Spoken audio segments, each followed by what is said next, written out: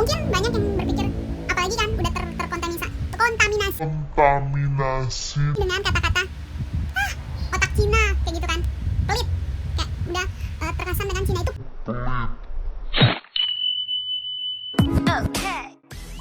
Hai Rumis, welcome back to our channel.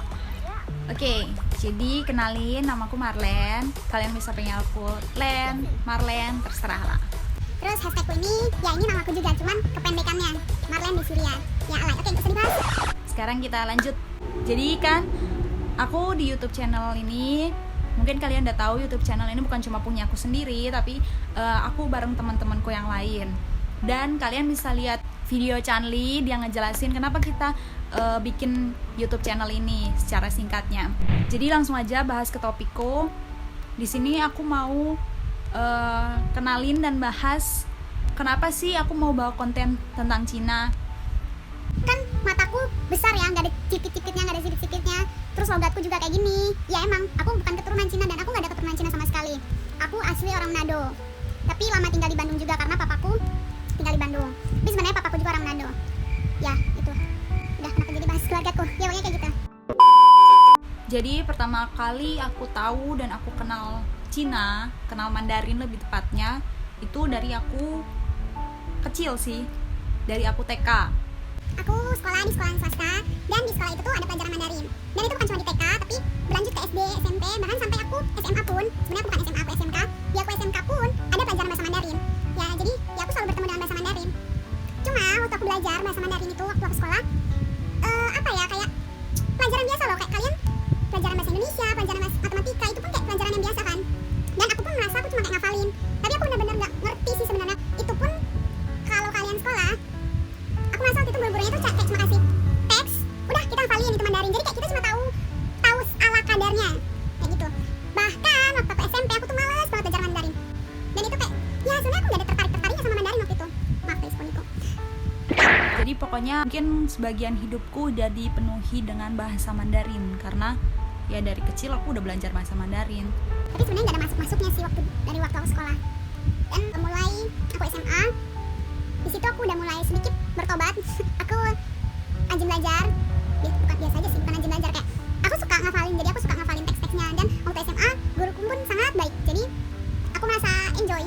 Sampai akhirnya pas aku lulus SMA, aku dapet tawaran buat dapat beasiswa di Cina. Maaf guys, aku banyak salah-salah baru pertama kali di YouTube kayak gini. Nah terus aku dapat tawaran buat kuliah di Cina, dapat beasiswa. Sebenarnya waktu itu aku nggak ada kepikiran loh buat, aduh aku mau belajar di Cina, aku mau belajar Mandarin. Gak ada sama sekali kepikiran.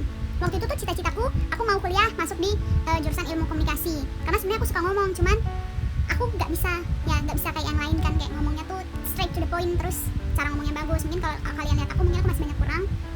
Aku akuin itu.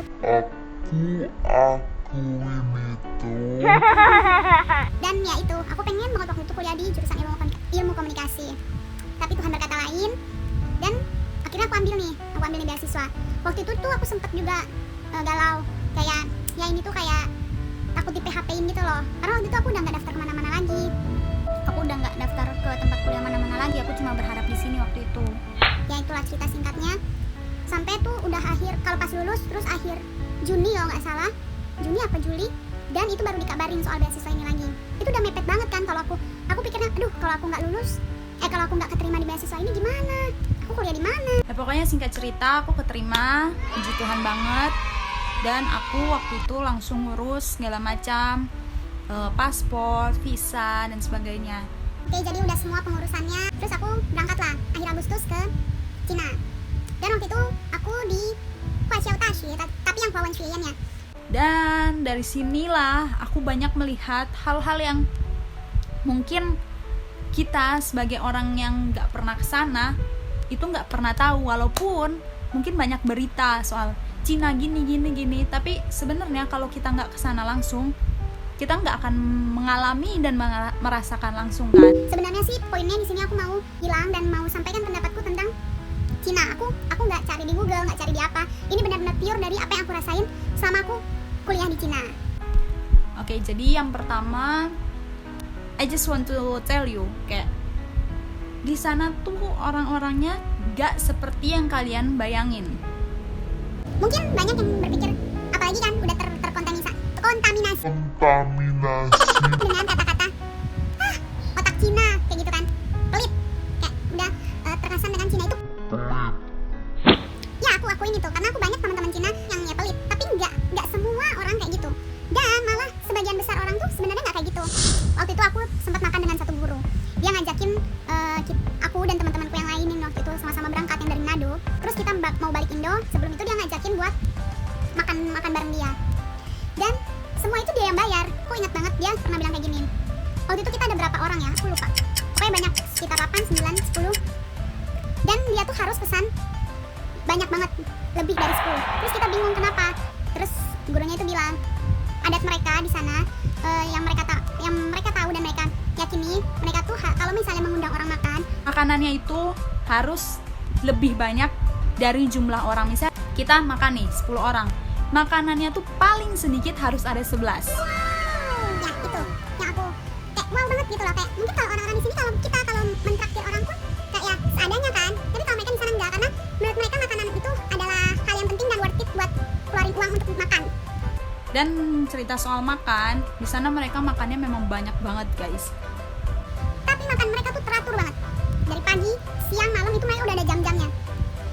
Kalau ke tempat makan atau ke kantin, kan kalau misalnya aku kelas tuh jam 8, ke kantin tuh jam 7, pasti di kantin banyak banget, rame banget. Terus mereka semua sarapan, dan kebanyakan di sana tuh memang orang-orang sana, orang-orang Cinanya yang sarapan. Kalau kalian mau melihat, di kampusku kan banyak orang luar negeri juga selain Cina, ada banyak, Vietnam, Thailand, Indonesia pun banyak. Tapi di sana kalau aku pergi sarapan di sana, mungkin hanya beberapa orang yang bakal kalian temui, orang-orang kayak orang Indo, orang Vietnam dan sebagainya. Sebagian besar itu ya orang Cina. Habis itu makan siang jam 12. Jam 12 itu jam 12 sampai jam 1 atau sampai jam 2 kalau kalian ke tempat makan, ke kantin, pasti semua full. Lewat dari jam itu biasa aja, mungkin cuma 1-2 orang. Dan sebenarnya jarang banget, bahkan ada tempat-tempat makan yang hanya buka di jam-jam makan itu, di pagi, siang, dan juga di sore hari. Sore mereka cuma buka mungkin mereka makan sekitar jam 5 sampai jam 7.